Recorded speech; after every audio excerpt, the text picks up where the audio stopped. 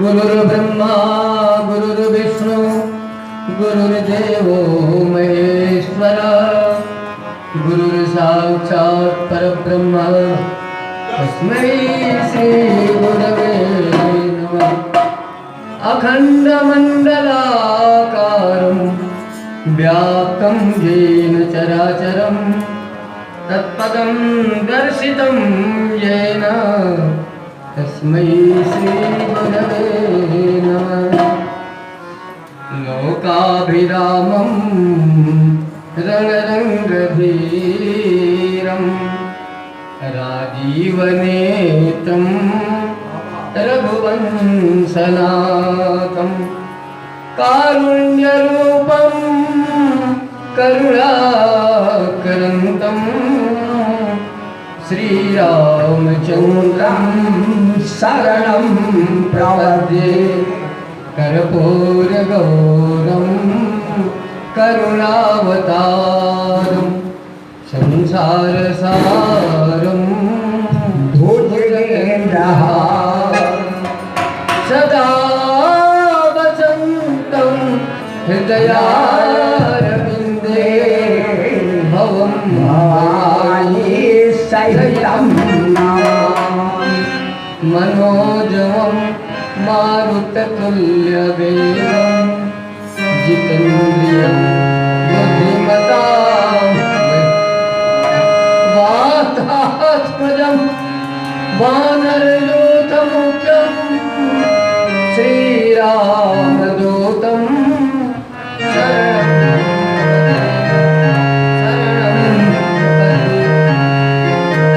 सीताराम सीताराम सीताराम सीताराम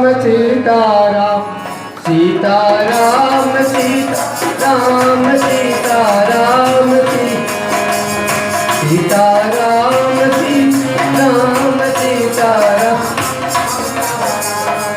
सीताराम सीताराम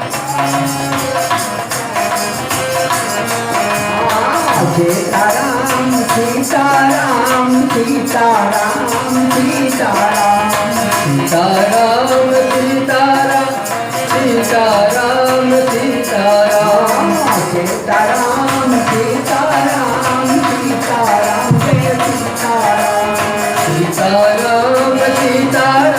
सीताराम सीताराम जय सीताराम सीताराम सीताराम जय सीताराम श्री राम जय राम जय जय राम सीताराम सीताराम सीताराम जय सीताराम सीताराम सीताराम संकट मोचन जय हनुमान सीताराम सीताराम संकट मोचन जय हनुमान जय हनुमान संकट मोचन जय हनुमान संकट मोचन जय हनुमान संकट मोचन जय हनुमान जय हनुमान जय हनुमान जय हनुमान जय जय हनुमान जय हनुमान जय हनुमान सूर्य जय जय जय श्री सूर्य भगवान जय जय जय श्री सूर्य भगवान जय जय जय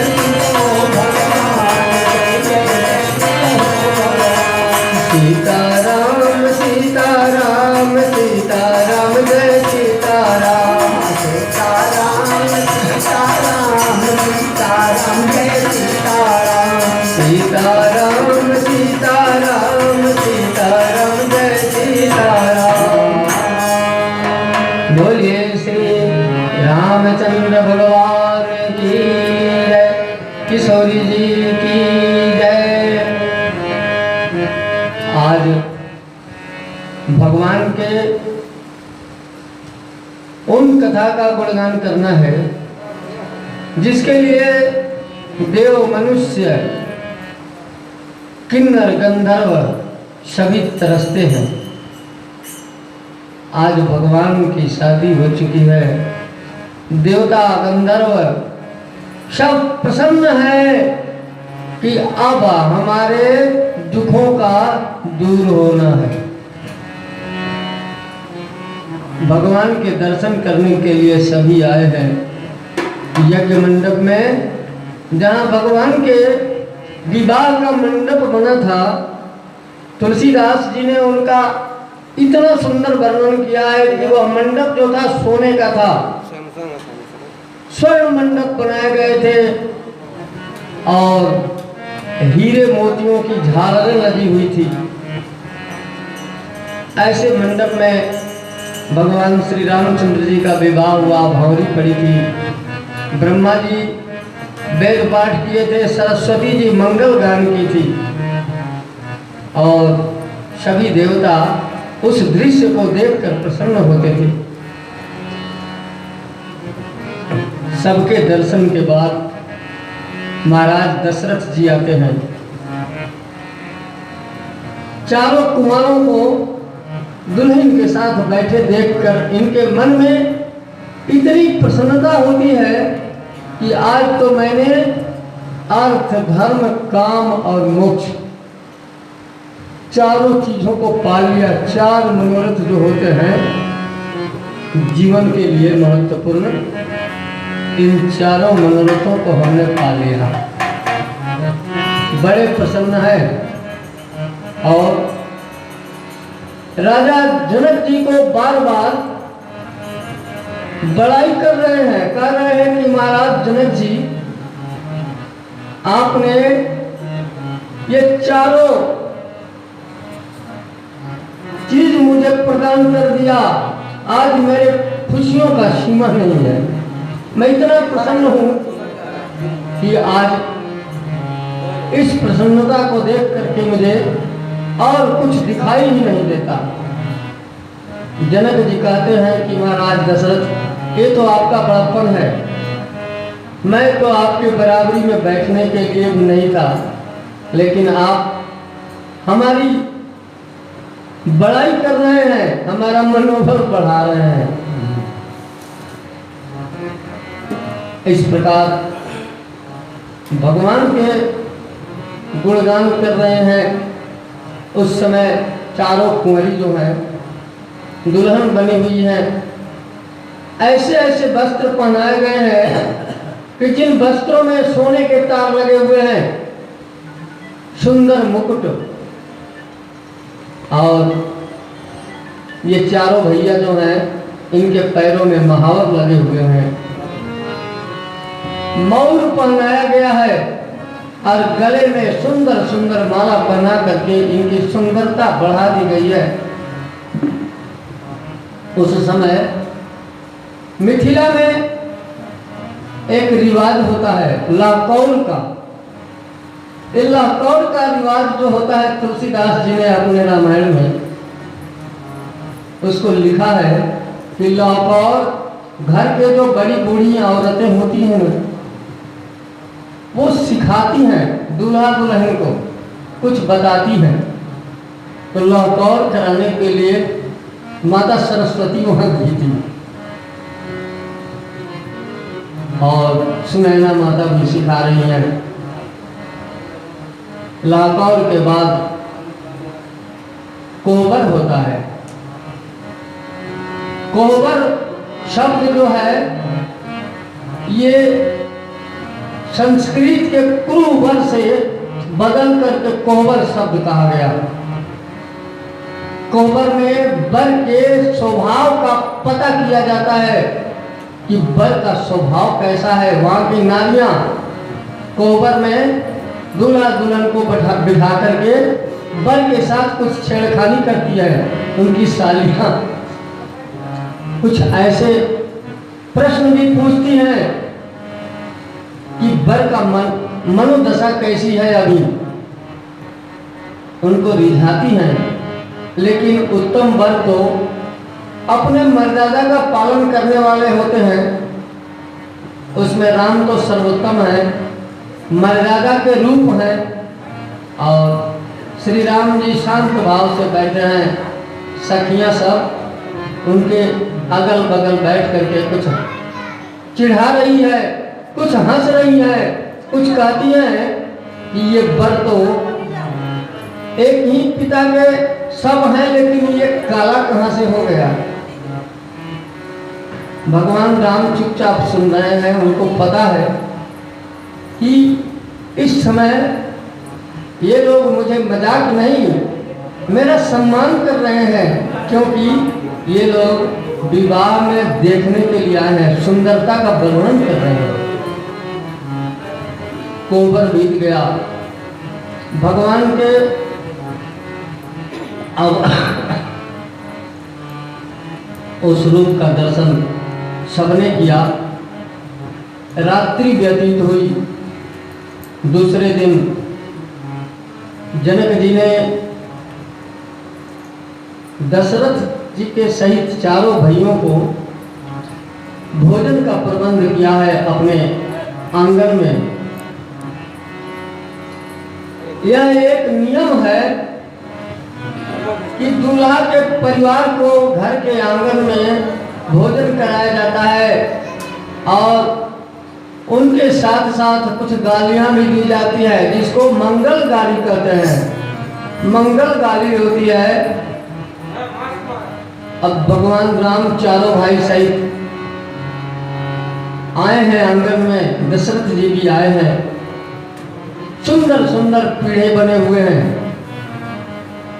आंगन में, सुंदर सुंदर चौक बना हुआ है और सोने की थालियां मंगाई गई हैं, सोने की कटोरियां हैं, चम्मच है और 56 प्रकार के भोग है।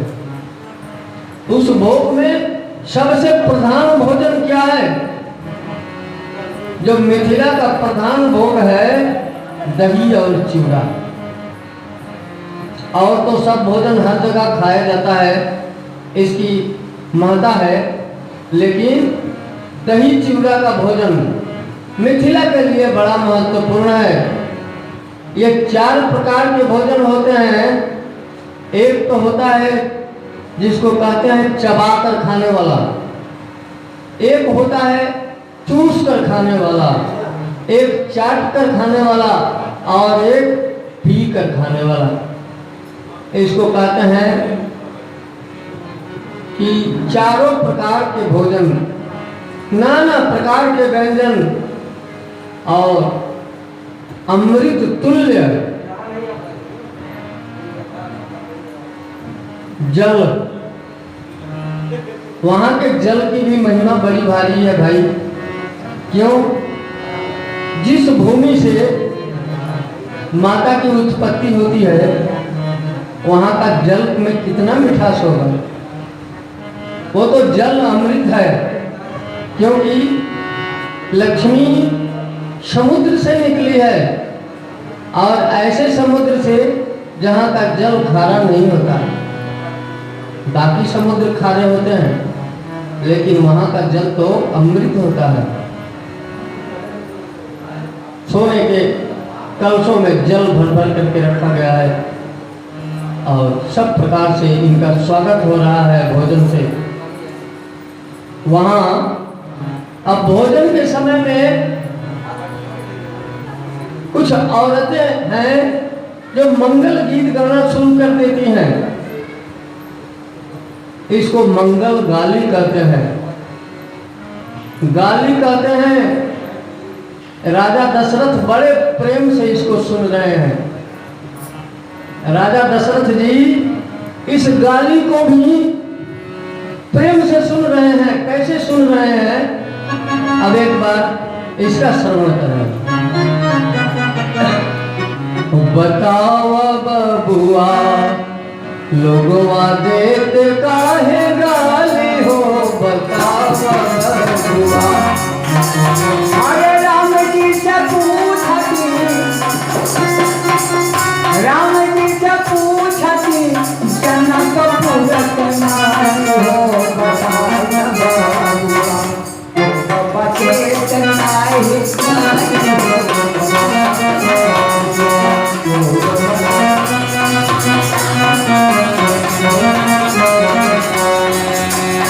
अरे तोहरा के हम पूछी हे धनुषधारी, तोहरा के हम पूछी हे धनुषधारी। एक भाई गोरा कहे, एक भाई गोरा कहे, एक भाई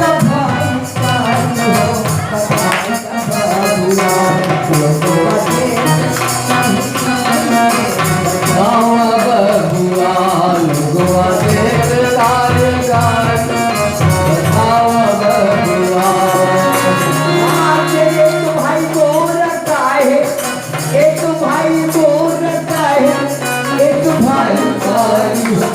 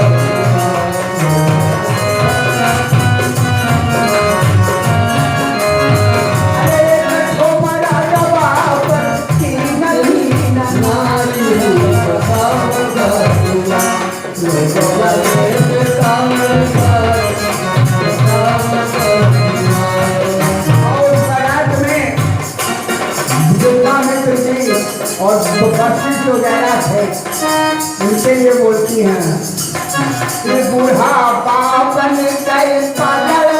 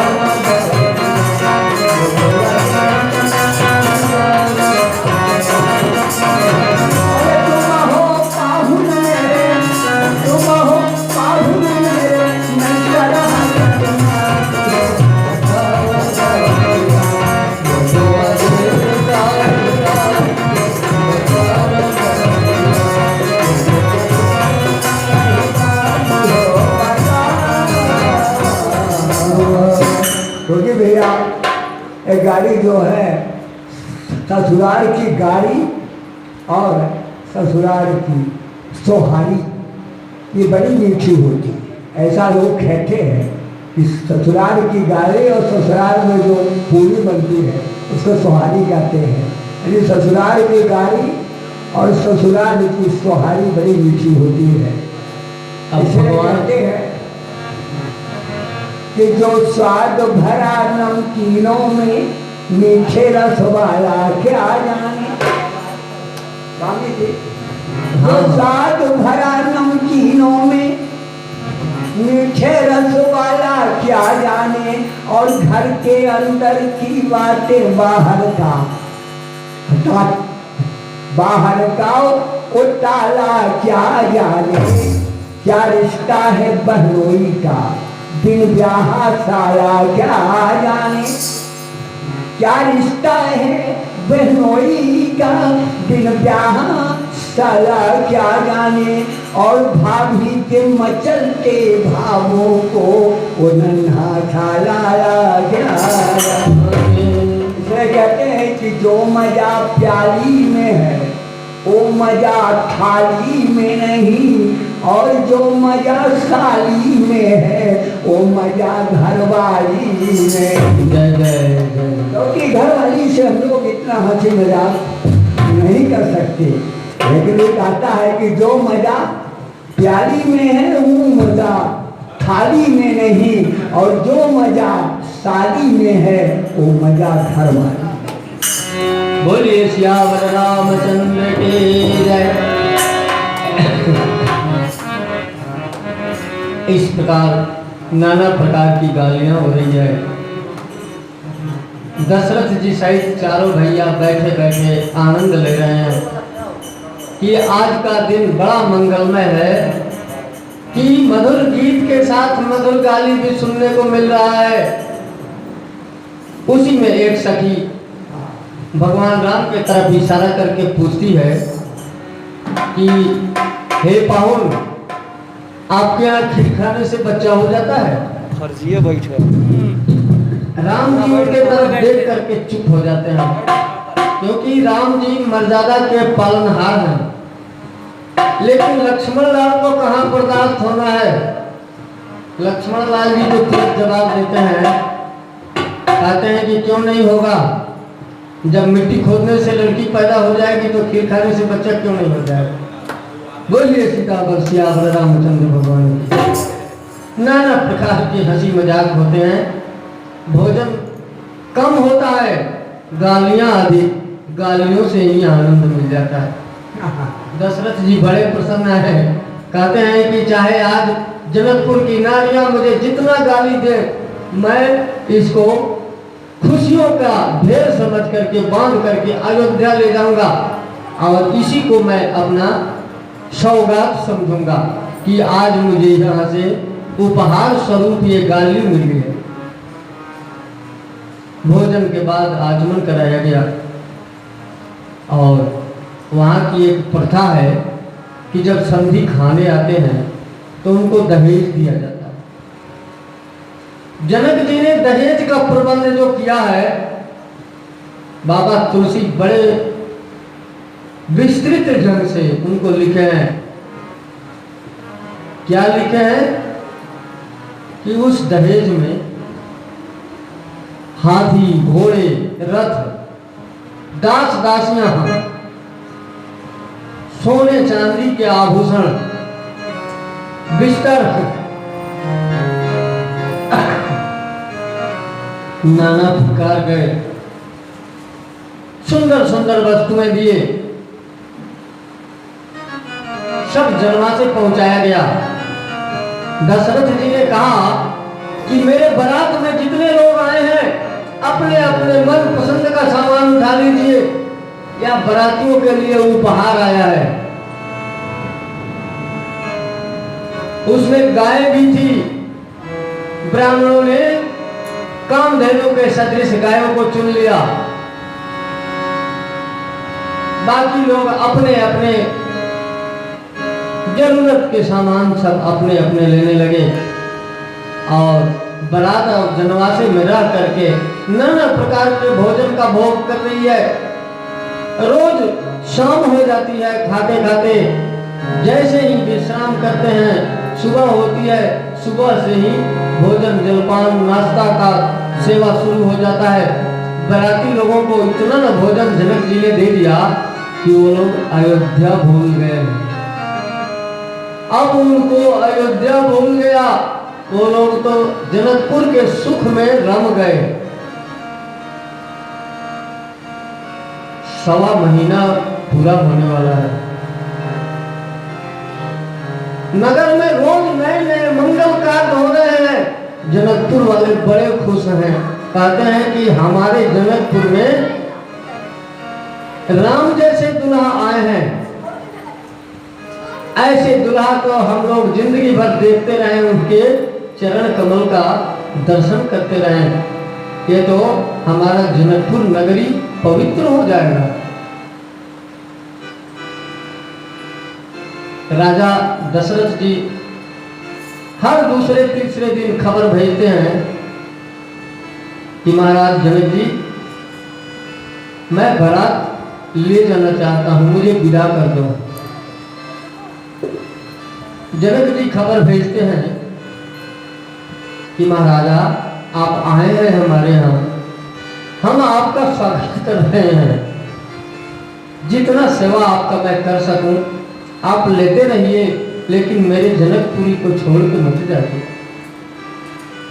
मेरी जनकपुरी जो है आपके सेवा के लिए ही है, सेवा लेते रहिए। और जब ये सूचना रनिवास में जाता है तो वहां थोड़ी सी मन में उदासी आ जाती है कि बराती लोग जाने को कह रहे हैं, बार बार जाना चाहते हैं, क्यों जाना चाहते हैं? क्या हमारे जनक महाराज को कुछ कमी हो गया?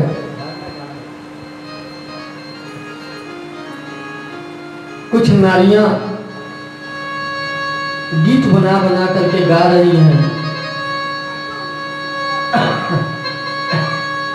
उन बरातियों से कह रही हैं कि वहां जो है पहुना शब्द, आए हुए मेहमान को पहुना शब्द से संबोधित किया जाता है। तो वो कहती है साहब कि हे पहुना, अब जनकपुर में रहू ना, कि अब कहीं जाने की जरूरत नहीं है, आपकी सुंदरता जनकपुर के लिए ही हो गया, जनकपुर में ही रह जाइए।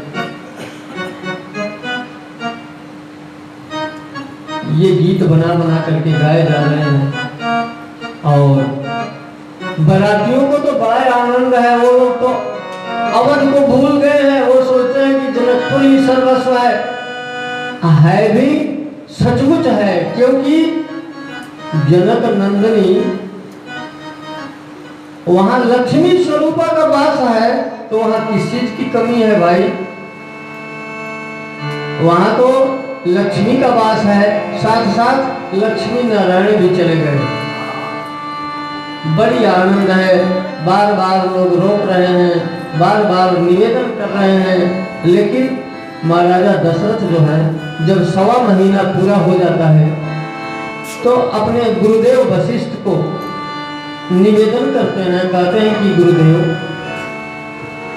विवाह का कार्य तो संपन्न हो गया, अब हमको अवध चलना चाहिए। और निवेदन करने के बाद वशिष्ठ जी विश्वामित्र जी से मंत्रणा करते हैं, सलाह करते हैं। विश्वामित्र जी जनक जी के कुल पुरोहित शतानंद जी से यह समाचार सुनाते हैं। शतानंद जी और विश्वामित्र जी दोनों लोग अब महाराज जनक के पास जाते हैं और कहते हैं कि जनक जी, यह मोह है, यह माया है। कन्या तो जब आपने विवाह कर दिया तो आज नहीं तो कल विदाई तो करनी ही होगी, इसलिए आप इन कन्याओं को विदा कर दीजिए। महाराज दशरथ अपने राजकाज की तरफ अब मन खींच रहे हैं, अब उनका अवध नगरी याद आ रही है। ऐसा कहने पर जनक जी स्वीकृति तो दे दिए, लेकिन मन में उनके एक ऐसा दुख हो गया, इस शब्द को शब्दों से व्यक्त नहीं किया जा सकता, क्योंकि कन्या की विदाई सबसे बड़े दुख की बात होती है। कन्या को पालना, पढ़ाना, बड़ा करना, विवाह करना, ये तो सब करते हैं, लेकिन विदाई करते समय बड़े से बड़े ऋषि मुनि तक रो दिए। अभिज्ञान शाकुंतल में आया है, कालिदास ने लिखा है कि कर्ण ऋषि जब अपनी पालित कन्या शकुंतला को दुष्यंत के घर भेज रहे थे, तो उस समय उन्होंने ये कहा कि धन्य है वो गृहस्थ लोग जो कन्या को उत्पन्न करके, पाल पोस करके, बड़ा करके, शिक्षित करके और दूसरे के घर भेज देते हैं। आज मेरी पालित कन्या, जिसको मैंने पैदा नहीं किया है, ऐसी कन्या की विदाई कर रहा हूं और मेरा हृदय फटा जा रहा है। उनके आश्रम के वन्य जीव रो रहे हैं, पेड़ के पत्ते पीले पीले हो गए थे। ऐसी अवस्था हो गई थी कर्ण ऋषि के आश्रम की। और उसी तरह से महाराज जनक जी, आज इनके सुंदरता में कमी आ गई, पीला पड़ गया है चेहरा जनक जी का। दूत को बुलाया और जनक जी ने रनिवास में खबर भेजा कि कन्याओं को विदा करने के लिए तैयार किया जाए। इतना ही शब्द दूत जाकर बताया। दूत के शब्द सुन करके जैसे तुषारापात हो गया हो। तुषारापात कहते हैं बर्फ गिरने को। बर्फ गिरने पर जैसे पौधे मुरझा जाते हैं, उस तरह से आज राजा जनक के रनिवास की स्थिति हो गई है। जो जहां है वहीं ठगा सा बैठ गया कि क्या विदेह कुमारी यहां से चली जाएंगी, यहाँ का सुंदरता खत्म हो जाएगा। ऐसे बार बार मन में हो रहा है, फिर भी मन को संतुष्ट करने के लिए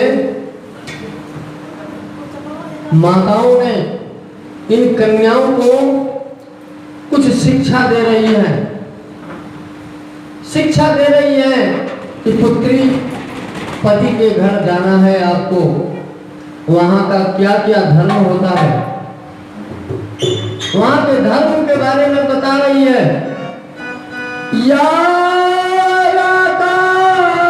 शशि शोभना गत गणा शायामिनी यामिनी या सौंदर्य गुणान्विता पतिरता सा कामिनी कामिनी या गोविंद रसा प्रसाद मधुरा सा माधुरी माधुरी या लोकद्वय साधने चतुरता सा चातुरी चातुरी।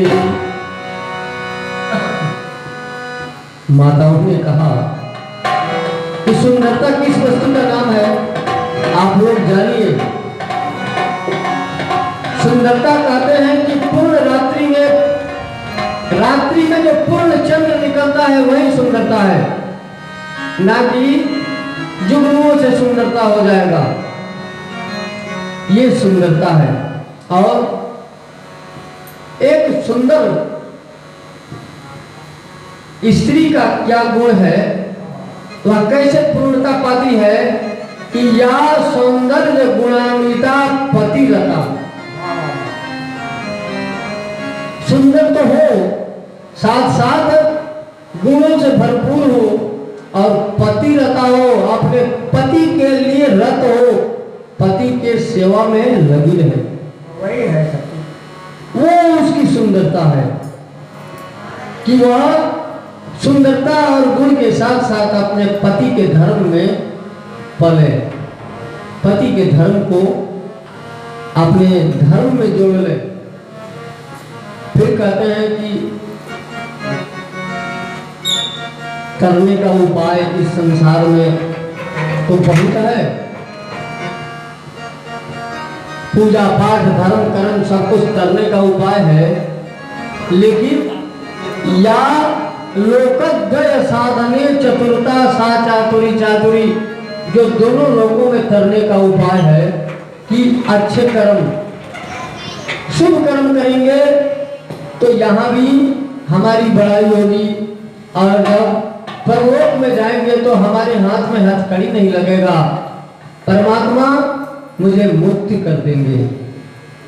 और अंत में बताती है कि गोविंद रस, राम रस, जो भगवान का भोग लग जाता है ना, उस भोजन में जो मिठास है, जो स्वाद है, वह स्वाद किसी वस्तु में नहीं आता है। पुत्रियों को बता रही है माताएं कि तुम लोग पति के घर जा रही हो, पति धर्म सर्वोत्तम है, साथ साथ अपने सास ससुर को माता पिता से बढ़ के आदर देना। तुम यहाँ भले ही राजकुमारी बनकर के अपना जीवन व्यतीत कर रही हो, लेकिन अगर माताएं तुमको अपनी नौकरानी भी बना ले तो भी मन में घमंड मत रखना कि मैं जनक की पुत्री हूं, मेरे पिता ने इतना दे दिया, ये कभी सोचना नहीं, क्योंकि हम तुमको दान करके दिए हैं और उसको वो जिस रूप में ग्रहण करें। नाना प्रकार के ज्ञान दे रही है, देव पत्नियां भी आई है, उनको सजा रही हैं और तरह तरह के सुंदर सुंदर द्रव्यों से उनका सुंदरता बढ़ाया जा रहा है। सुंदरता बढ़ाते नहीं, माता सुनैना देखती है कि मेरी जानकी इतनी सुंदर है और मुझे छोड़कर चली जाएगी। देखते देखते उनके होश उड़ जाते हैं, बेहोश हो जाती हैं।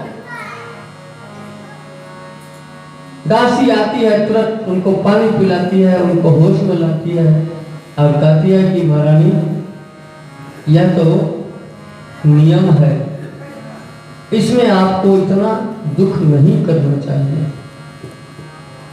यह तो अपने पति के घर जाने वाली है, आपके घर से भी सुंदर सुख मिलेगा वहां।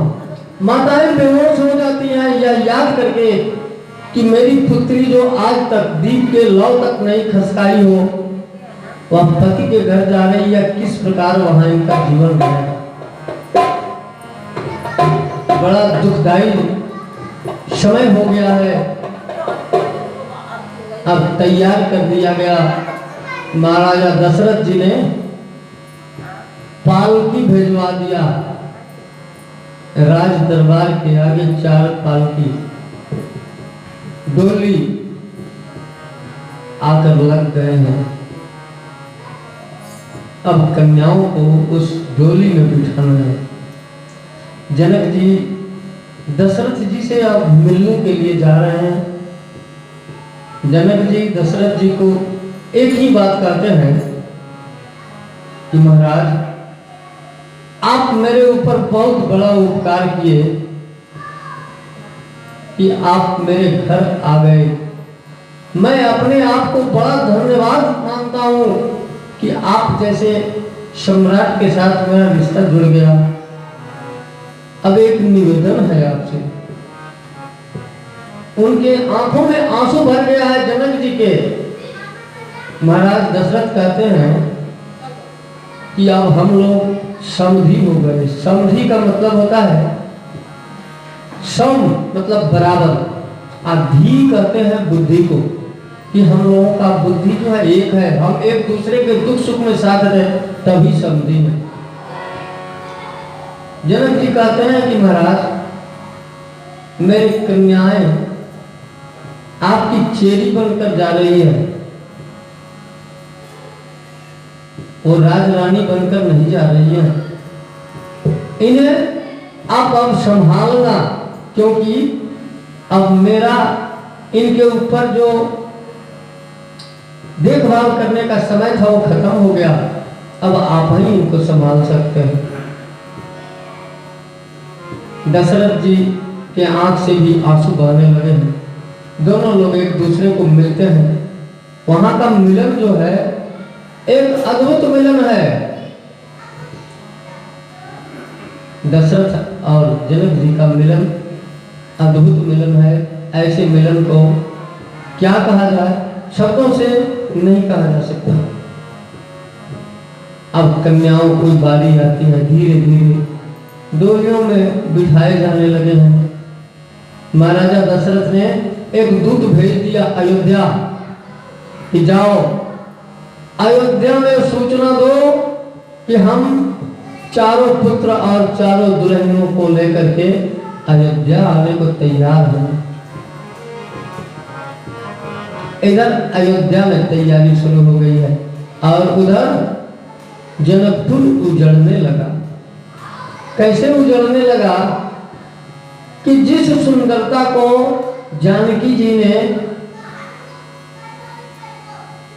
वहां अपने सुंदरता से जिस जनकपुर को सौंदर्य के रूप में बढ़ा दिया था, श्रुतकीर्ति, मांडवी, उर्मिला जैसी कन्याएं, जिस राजमहल की सुंदरता थी, आज वो सुंदरता उजड़ने लगा है।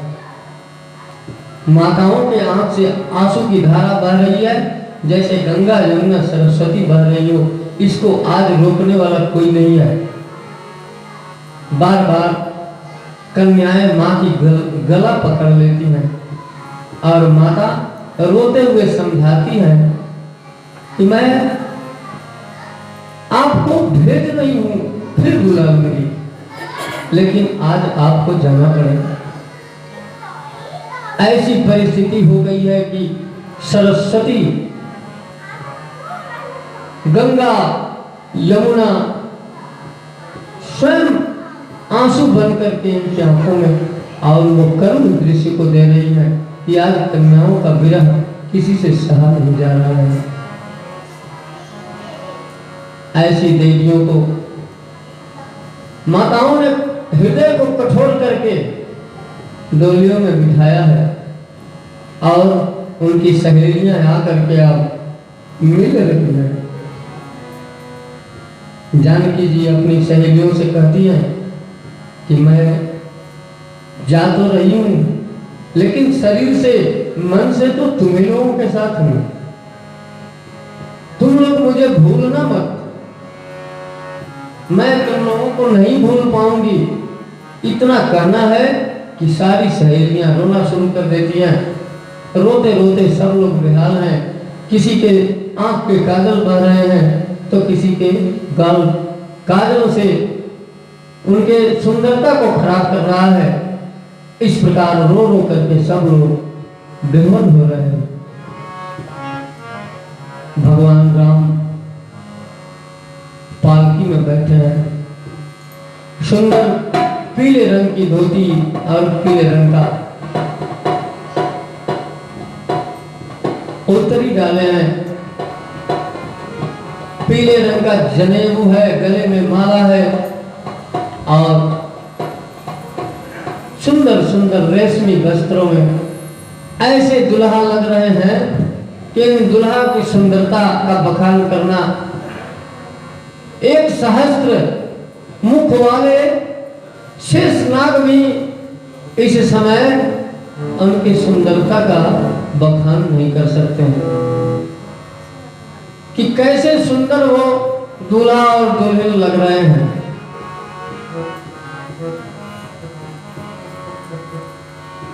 पालकी अब उठने को तैयारी है। देवियों का अब विदाई हो रही है। माताओं ने जानकी से एक बात कहा, बेटी जा रही हो, सब कुछ तो लेकर जा रही हो, लेकिन जनकपुर के लिए कुछ छोड़कर ऐसी चीज जाओ कि जो जनकपुर का इतिहास बन जाए। माता जानकी ने अपने हाथ से कुछ अनाज भर करके वहां के भूमि पर बिखेर दिया और बोली कि ये अन्नपूर्णा अब यहीं रहेगी।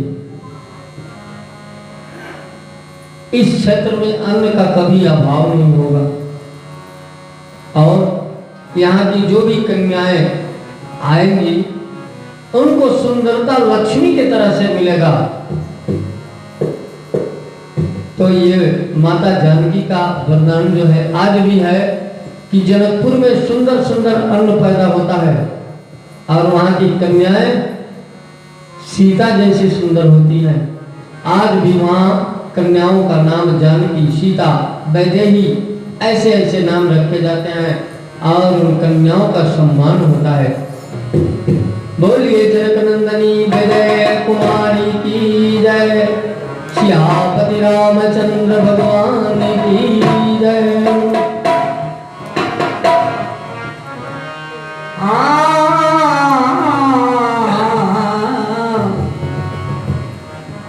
महाराज विदा होने के बाद महाराज से पूछा गया। दशरथ महाराज बोलते हैं, अरे गेंदा के जैसी फूल, गेंदा के जैसी जैसी बहुआ मिली है फूल, गेंदा के जैसी बहुआ मिली है फूल।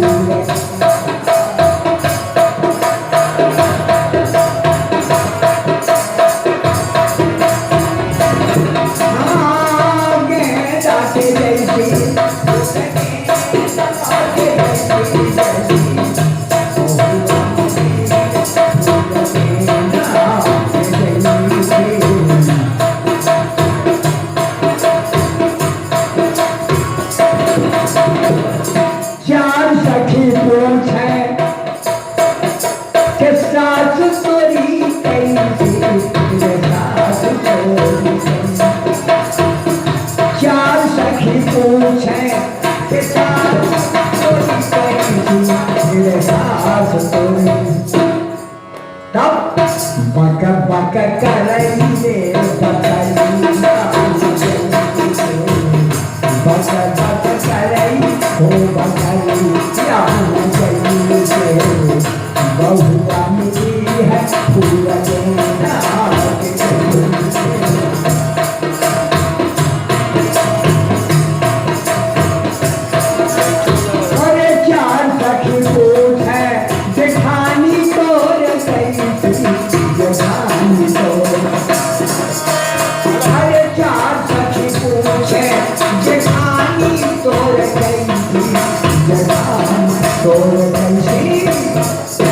दुआरा पे बैठी है डबुलिया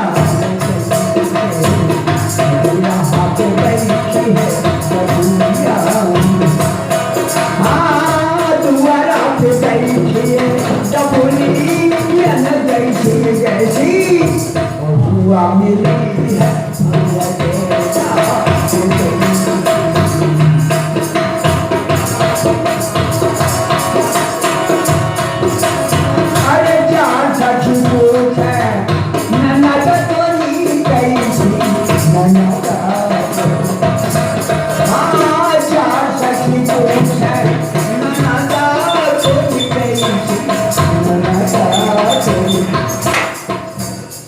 दुआरा पे ना चाहिए पतुरिया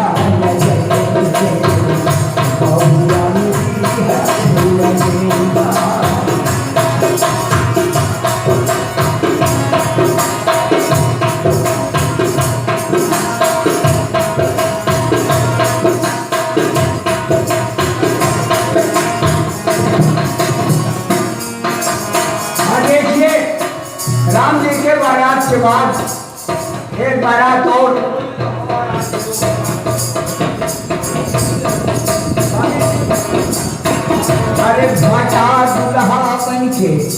अरे भाटा दूल्हा बन के चला अपने ससुरा कहानी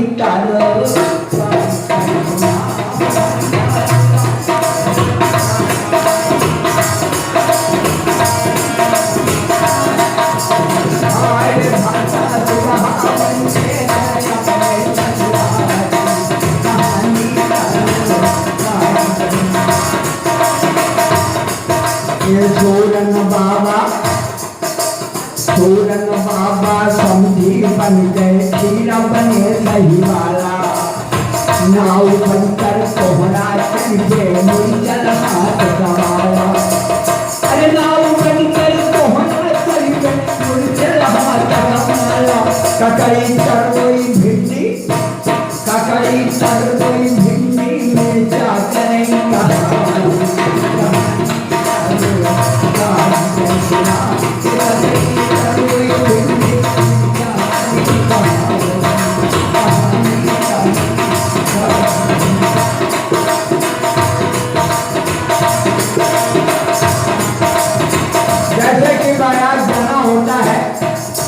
तो नात रिश्तेदार भाई बंद इकट्ठा होते हैं नात कबीला द्वारे जुट गए बरहल बनी बजनता ये पठावत ये पिपड़ा मुल्ला पेटा बने न चलिया सामा सरसौ मूली से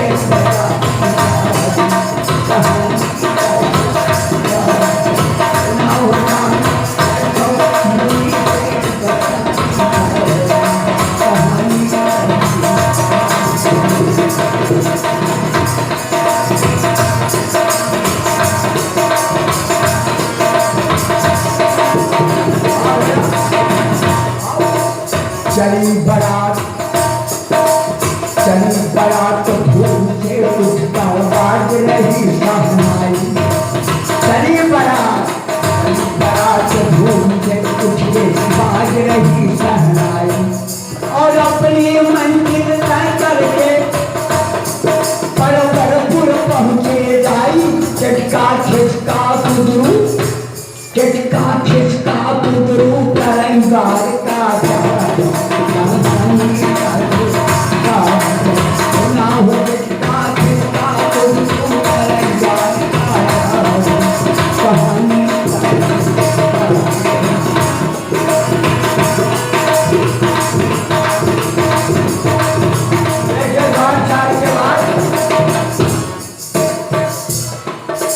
करेला टमाटर देखने आए फूल लाग जब भामर। करेला टमाटर देखने आए फूल लाग जब भामर। आलू दुल्हा दुल्हन बैगन लागे गोल महावर। गाजर सुभर नौनिया गाजर सुभर नौनिया मेघ मेघ ललकारी। गाजर सुभर नौनिया मेघ मेघ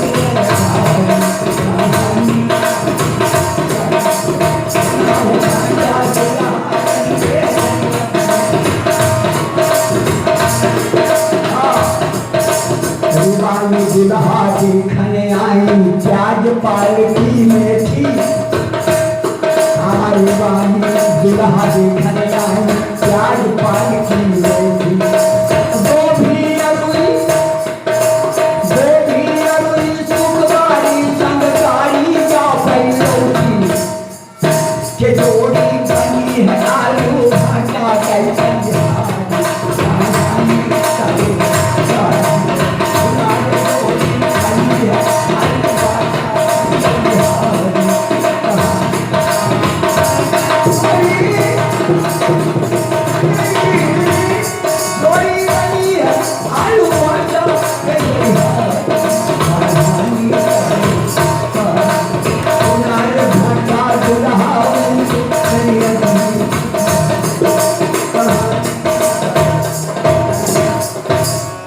बोलिए सियावर रामचंद्र भगवान की जय।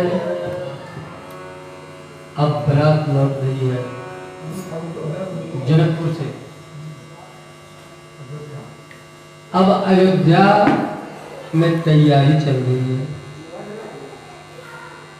अयोध्या में नगर के द्वार पर शहनाई बजाने वालों को बैठा दिया गया है और एक लाख सुरभि गाय जो कामधेनु के तुल्य है, ऐसे गाय मंगवा करके माता कौशल्या ने दान करवाया। माता कौशल्या को ये खुशी है कि आज हमारे राज दरबार में लक्ष्मी आ रही है। उस दरबार के जितने दरबारी हैं, सेवक हैं, सबको नए नए वस्त्र दिया गया, सुंदर सुंदर आभूषण दिए गए हैं और माता ने ये आदेश दे दिया कि हमारे घर ब्राह्मण आवे तो उनको असंतुष्ट नहीं करना है, इतना दान दे दो कि खुश होकर के यहां से जाएंगे।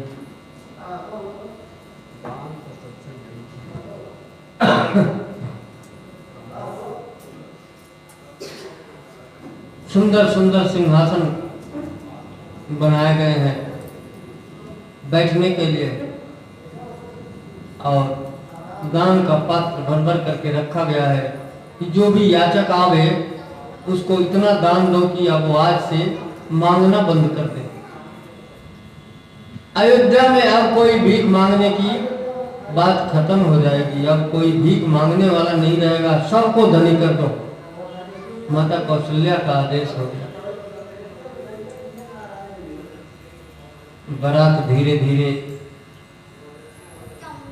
गांव में पहुंचने वाली है।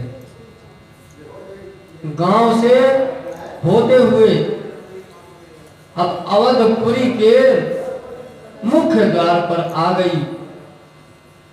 दूत ने आकर के सूचना दे दिया कि महारानी बारात आ गई और दुल्हन भी आ रही है। महारानी ने तो पहले से तैयारी कर रखा था। महारानी ने पहले से तैयारी कर रखा था। हल्दी और पानी का घोल बना करके बहुओं के शरीर पर छिड़काव किया गया। ये बहुत बड़ी परंपरा है। आज ये जो लोग कोरोना शब्द से डरे हुए हैं, हमारे वैज्ञानिक जो ऋषि मुनि थे उन लोगों ने पहले बहुत बड़े बड़े संस्कार दिखा दिए हैं कि कोई भी बाहर से आता है तो गर्म पानी करके नमक डाल करके उनके पैर धुलो। दूसरे जगह से कोई दुल्हन आ रही है, हल्दी में पानी मिला करके उनके शरीर पर छिड़काव कर दो। अगर किसी भी प्रकार के जीवाणु आए हैं तो वो भाग जाएंगे, किसी तरह का दोष नहीं रहेगा, दोष मुक्त हो जाएंगे। तरह तरह के परंपराएं बनाए गए और उन परंपराओं को आज आधुनिकता के आगे कुछ नहीं समझा जाता, जबकि आज के वैज्ञानिक उन वैज्ञानिकों की अपेक्षा कमजोर हैं। वो विज्ञान अगर आज भी रहता तो कोई दुखी नहीं होता। माताओं ने जो कुल का नियम होता है उस कुल के अनुसार कुलाचार जो पूर्ण किया, दुल्हन सहित दुल्हा का प्रवेश हो रहा है।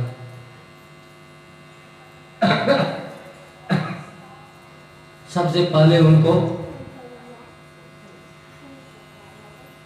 देवघर में ले जाया गया।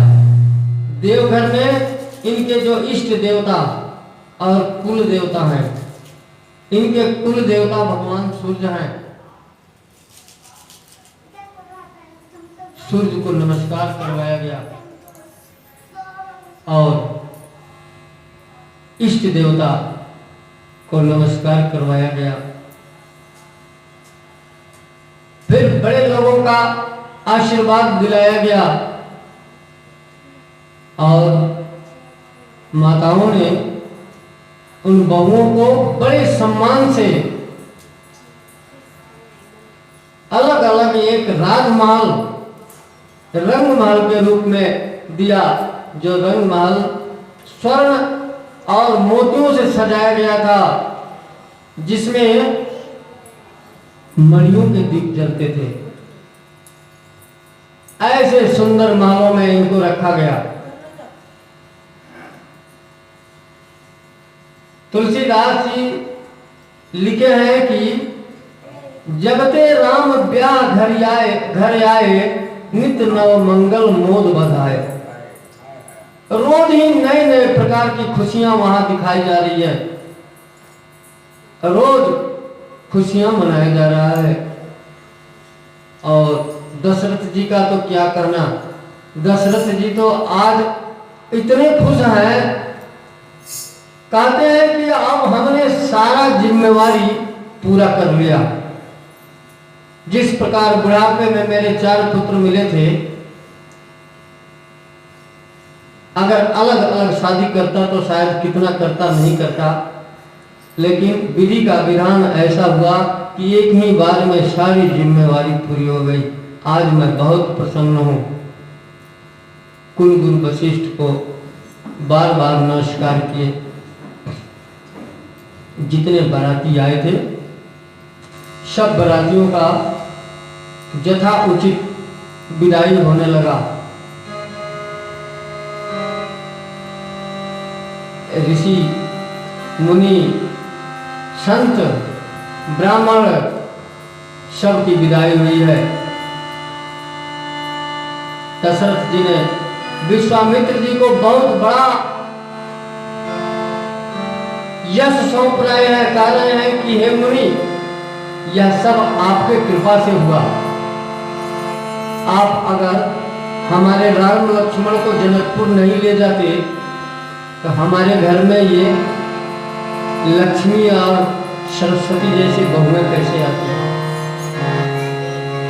आप धन्य हैं, आपकी कृपा हो गई हमारे ऊपर। बार बार उनकी प्रार्थना कर रहे हैं और धीरे धीरे सभी अतिथियों की विदाई होने लगी। सभी लोग अपने अपने आश्रम में जाने को तैयार हो गए, चल पड़े। राजा दशरथ के यहाँ अब नित्य प्रति आनंद का अनुभव हो रहा है। रोज के सूर्य एक नए प्रसन्नता के साथ अवधपुरी में अपना दृष्टि दे रहे हैं। सूर्य की जो किरणें हैं अयोध्या को आह्लादित कर रही है, खुशी दे रही है, क्योंकि सूर्य देव के कुल में यह मंगल कार्य हुआ है। इनके पितर सभी प्रसन्न हैं, बड़ी खुशी मनाई जा रही है।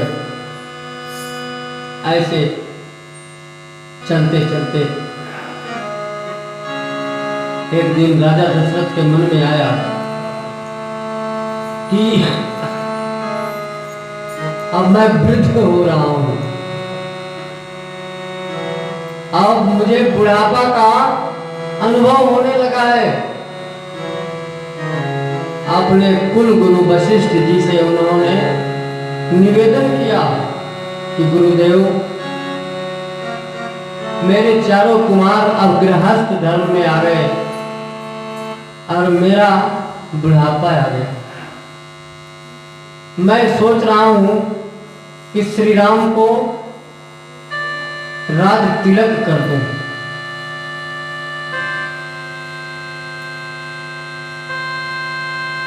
वशिष्ठ जी ने बड़ी प्रसन्नता से कहा कि महाराज, ये तो होना ही है।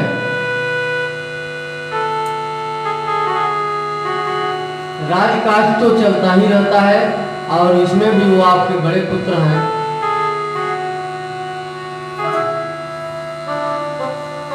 दशरथ जी ने कहा कि गुरुदेव, सब तो ठीक है, लेकिन भरत और शत्रुघ्न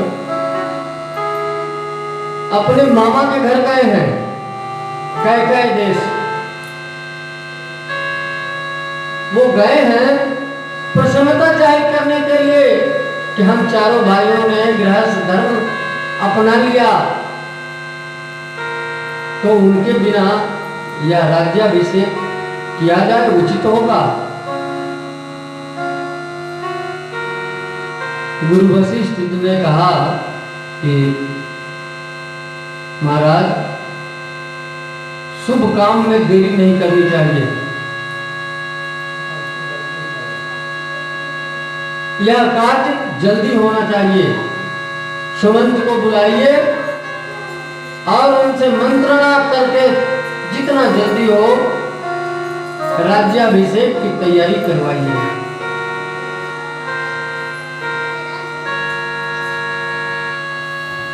प्रातःकाल शहनाई बजा करके बंदी लोग भगवान श्री राम को जगा रहे हैं। माता जानकी ने उन्हें कहा कि स्वामी, सूर्योदय होने वाला है, आप जग जाइए। और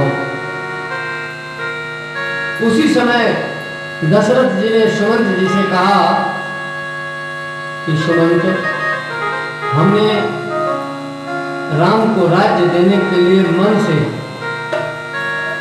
संकल्प कर दिया कि राम का राज्याभिषेक करना है। गुरुदेव ने समय निकाल दिया है और जल्दी ही निकाल दिया है, इसलिए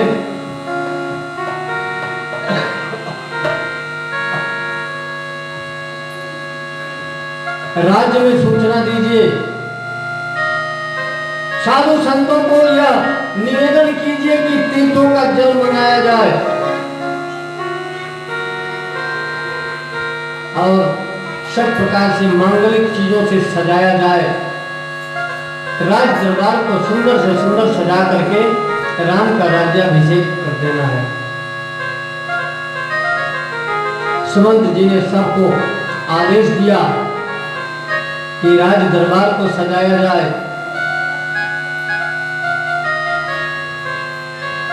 नगर में सुंदर सुंदर पताकाएं लगाया जाए।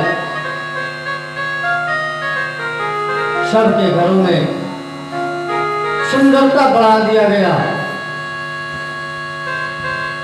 ऋषि लोग तीर्थों का जल लेने के लिए सोने के कलश ले लेकर के निकल पड़े।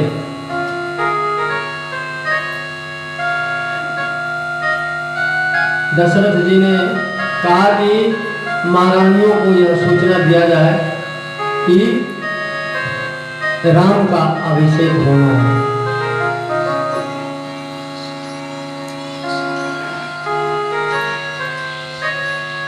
दासी ने आकर के माता कौशल्या को बताया कि महारानी, मैं आपसे बहुत इनाम मांगना चाहती हूँ।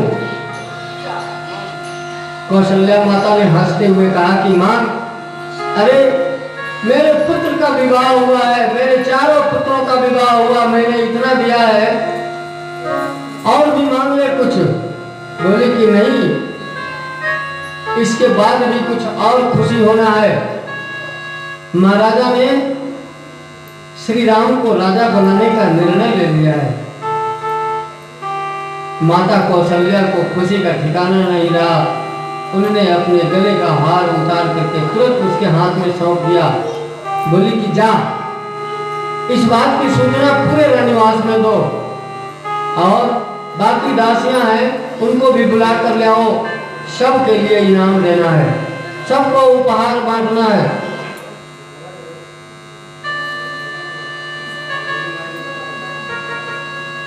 सब जगह सूचना जाने लगा।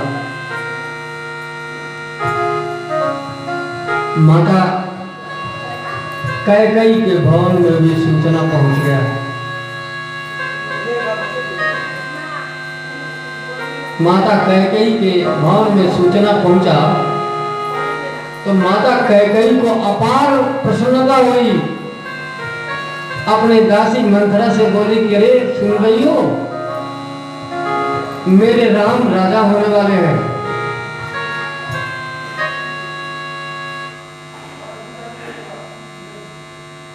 बड़ी खुशी से मंथरा को बताया इन्होंने, और उसी समय देव मंडली में बड़ा दुख होने लगा। उन लोगों के मन में ये बात खड़ा हो गया कि राम जी धरती का बोझ उतारने के लिए आए हैं, ये राजा बनकर के राजगद्दी पर बैठ जाएंगे तो फिर कैसे इस धरती का बोझ हटेगा। देवताओं की सभा बैठ गई तुरंत। कैसे राम के राज्य से वंचित किया जाए। सरस्वती से निवेदन किया गया कि आप मंथरा के जीभ में विराजमान होइए और ऐसा कुछ कीजिए कि राम का राज्य ही न हो।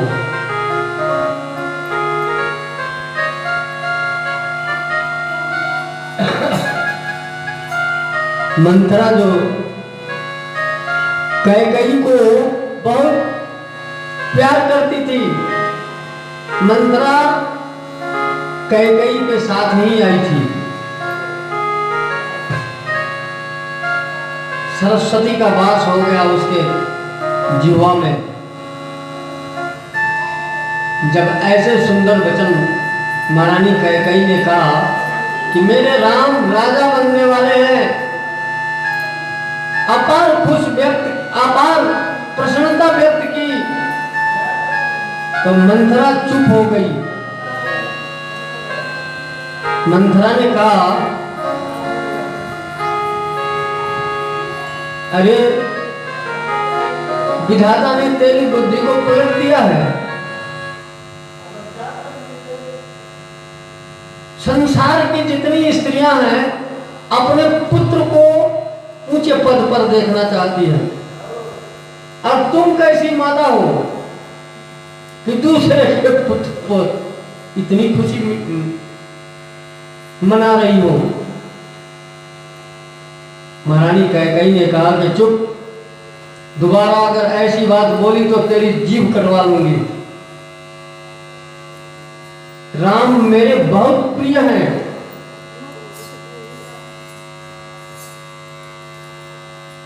कैकेयी के ऐसा कहने पर मंथरा ने आंखें बंद करके मौन हो गई।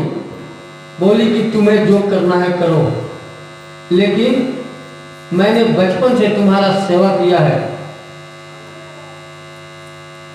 मैं ये नहीं देख सकती कि तुम दुखी हो जाओ।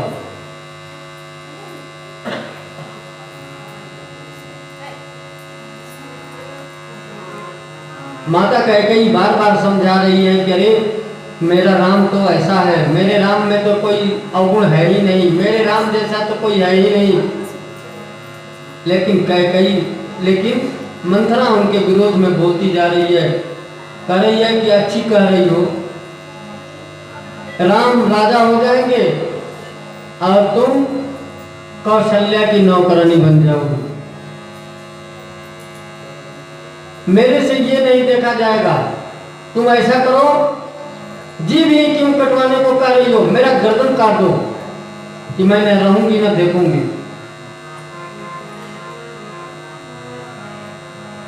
मंथरा ने ऐसी ऐसी बातें समझाना शुरू कर दिया।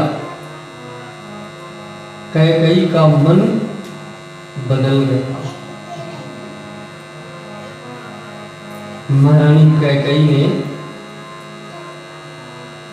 कहा कि मंथरा तुम ठीक कर रही हो, मेरे मन में भी ये ऐसा विश्वास हो रहा है कि राम को राज्य देने के लिए भरत को मेरे मैके भेज दिया गया। अगर इतना ही मन महाराज का शुद्ध था तो भरत को भी बुलवा करके राज्याभिषेक करते। तुम सत्य कह रही हो, अब मुझे विश्वास हो रहा है कि महाराजा मेरे साथ छल कर रहे हैं। नाना प्रकार की बातें समझाई जा रही है। मंथरा ने ऐसा विष भर दिया कैकेयी के मन में कि कैकेयी के मन में जो भगवान राम के प्रति भाव था तो बिल्कुल विपरीत हो गए। और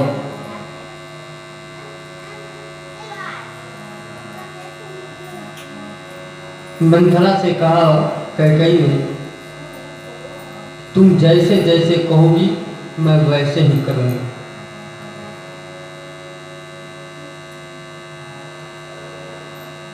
कैकेयी ने महाराजा दशरथ के लिए एक दूत भेजा कि महाराजा को बुलाकर मेरे महल में ले आओ।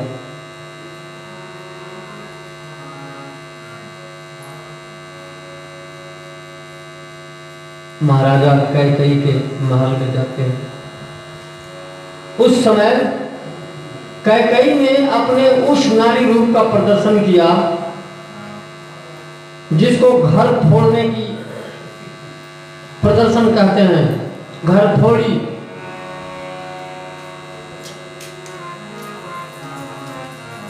उस समय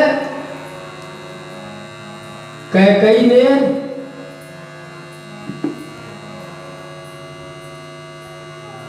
उस राजमहल में ही बने हुए एक ऐसे कमरे में जाकर के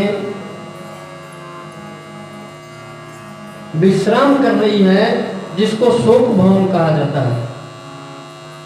वह शोक मना रही है। महाराज दशरथ जब उनके महल में जाते हैं, रानी को नहीं देखते हैं। पूछने पर पता चलता है कि वह शोक भवन में है। क्यों भाई, शोक भवन में क्यों चली गई? इतनी खुशियां मनाई जा रही हैं, इतने सुंदर समय आने वाला है, शोक क्यों मना रही है? राजा दशरथ उस प्रकोष्ठ में प्रवेश किए। महारानी ने अपना सारा श्रृंगार उतारकर फेंक दिया था और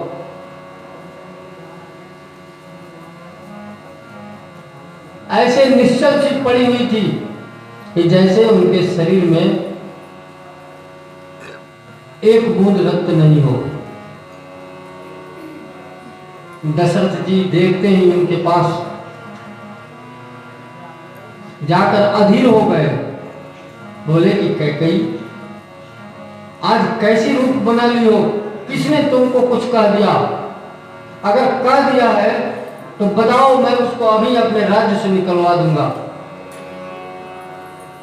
उसके पूरे परिवार को दंडित कर दूंगा। राजा सब कुछ कहते जा रहे हैं और कैकेयी मौन होकर के सब सुनती जा रही हैं, कुछ भी जवाब नहीं दे रही है।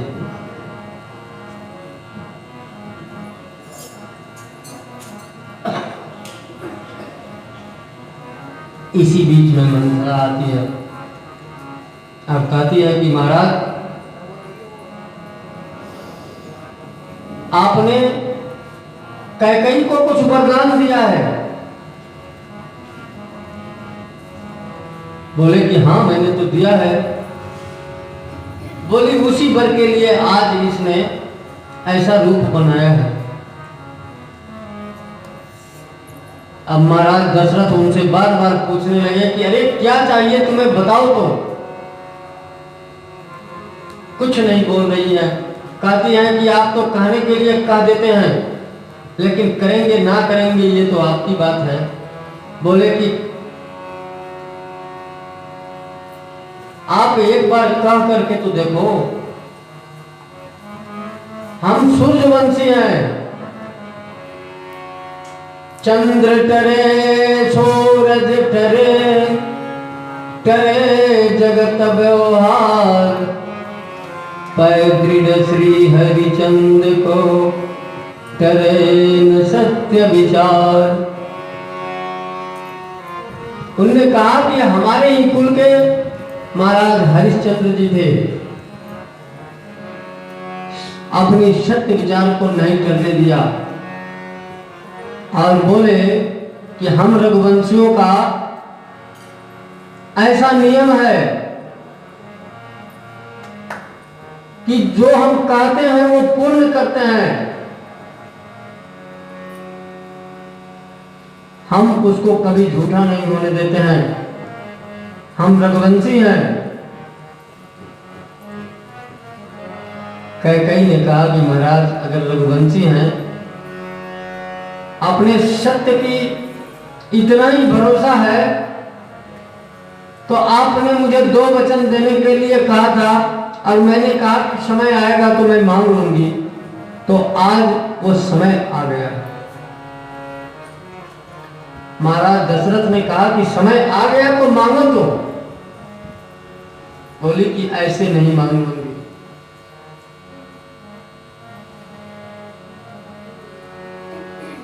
आप उस सत्य वचन को देने के लिए सत्यवादी के रूप में कहिए कि हाँ, जो मांगोगी वो दे दूंगा। बोले कि बिल्कुल दे दूंगा, बताओ। बोली कि मेरा पहला मांग है कि मेरे भरत का ही राज तिलक हो। दशरथ जी बोले कि अरे, हमारे कुल का ये रीत है कि कुल का जो श्रेष्ठ होता है, जो ज्येष्ठ पुत्र होता है, वही राजा बनता है। ये हमारे कुल का रीत जो है, ऐसा नहीं है कि छोटे पुत्र को राजा बनाया जाए। बोली इसीलिए तो मैंने बार बार कहा कि आप मानोगे तब तो मांगो।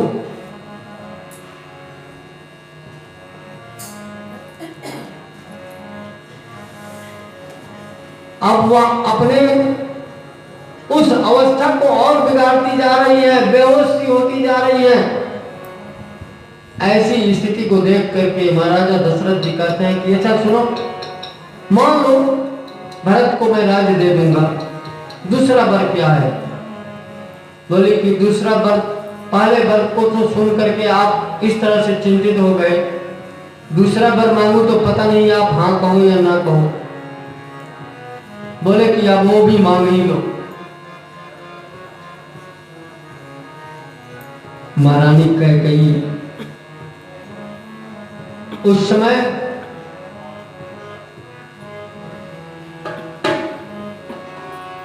मंथरा के काल पास में बंध चुकी थी।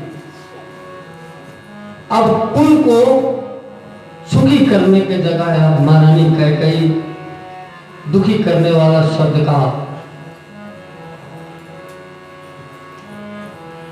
उन्होंने कहा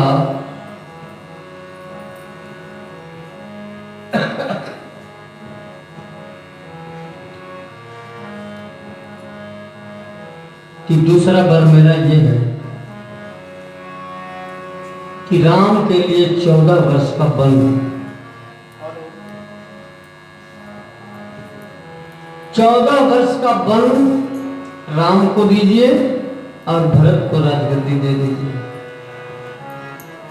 बोली कि तापस वेश विशेष उदासी, तापस वेश विशेष उदासी, 14 वर्ष वनवासी।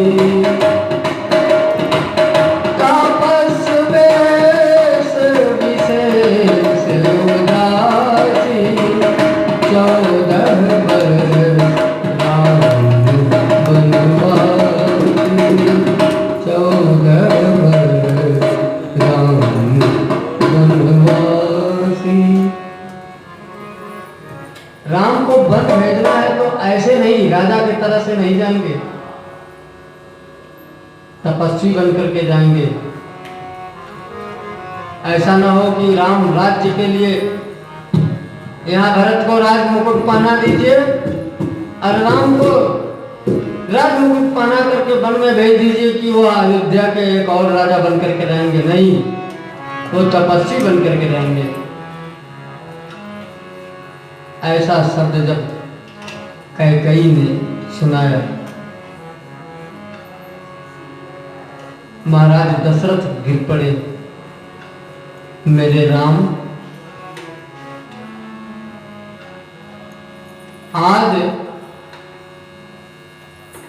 यह क्या हो गया? आज राज तिलक होने की बात हो रही थी और ये वनवास की बात कहां से आ गई?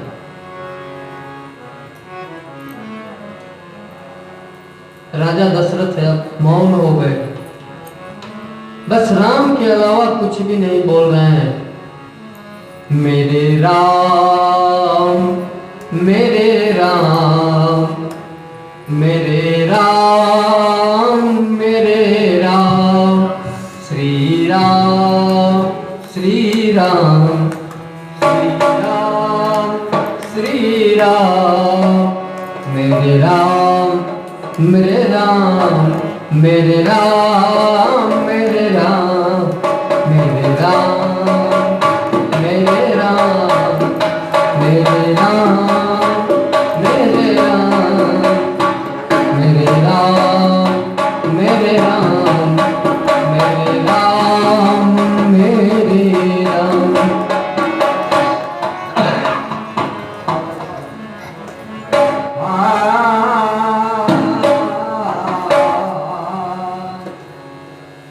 भैया कुमति के कही थी, अगर समाई न होती, कजारा दशरथ की आई न होती। क्यों? वो मांगती है वरदान वनवास के प्रति, अगर मंथरा की वो पढ़ाई न होती। और जो कैकेयी के मन में न भाते राजन, तो भरत राम जी की अरे जुदाई न होती। अहिल्या कगर अरे प्रेम पे न होता, चरण रज से नारी बनाई न होती।